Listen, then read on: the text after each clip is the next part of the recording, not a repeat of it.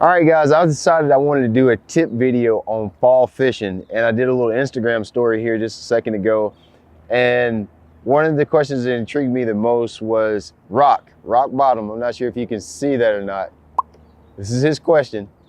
I'm gonna go to it on my phone. I'll read it exactly to you. He says, fall patterns, how to scout the lake, and what search bait for all fall patterns. That's what he's looking for. Now, you'll notice in a lot of my videos, I'm very reluctant to do seasonal videos. And this is the reason why. It is so subjective to where you live in the country. It is so subjective to the style and body type of water. What are you talking about? Rivers, lakes, smallmouth spotted bass, largemouth, grass, rocks, rivers. There's so many minuscule details that determine what works on your body of water for each season. I very rarely do like springtime videos. I very rarely do fall time videos that are just generated just for that season of fishing, because I know that it's so subjective to where you live and the body of water you fish. Now, everything I'm about to tell you about this question that Rock asked about fall time fishing is subjective to where I live and my experiences in South Carolina fishing for largemouth and spotted bass. There's a couple key things that really transition summertime fishing into fall time fishing.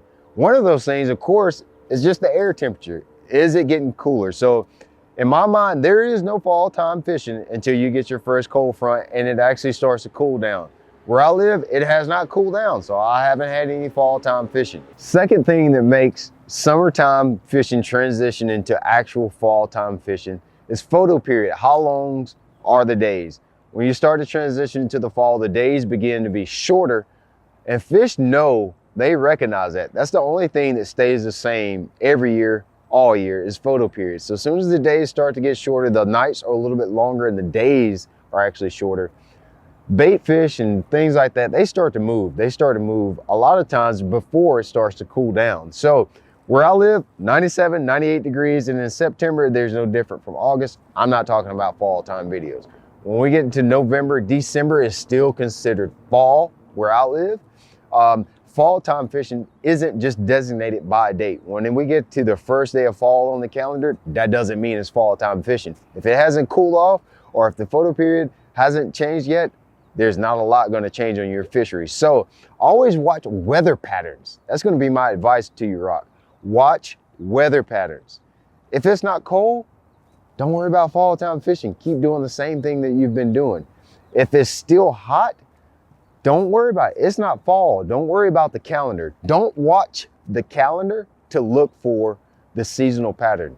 You're going to watch the weather patterns, and you're going to get out on the water and see what the fish are actually doing. Once they get off those summertime haunts and they start moving back towards the creeks, once they start to feed more, like they typically do on every fishery in the fall, that's when you know you need to start thinking in the mode of fall time fishing. So watch that photo period, watch the weather patterns, which is the most important, and the single most triggering factor is the weather patterns and water temperature and so forth.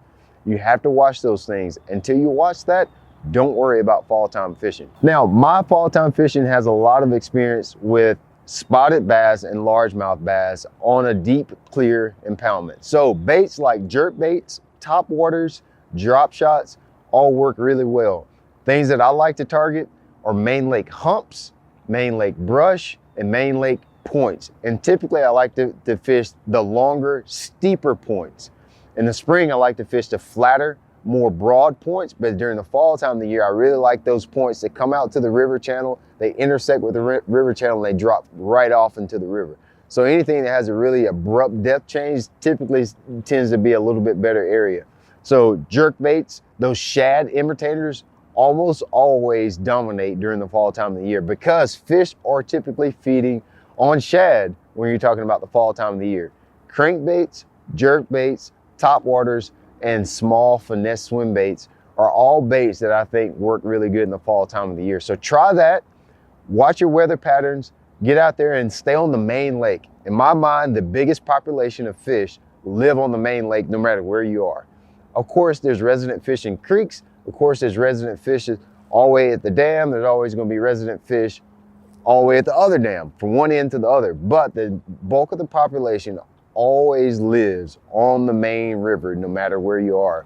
And this time of the year, fish disperse. They're very scarce. So if you stay on the main river, I think you give yourself a better chance of connecting with those migration routes. So try those couple of tips in the fall time. I think you'll have a lot more enjoyable time on the water.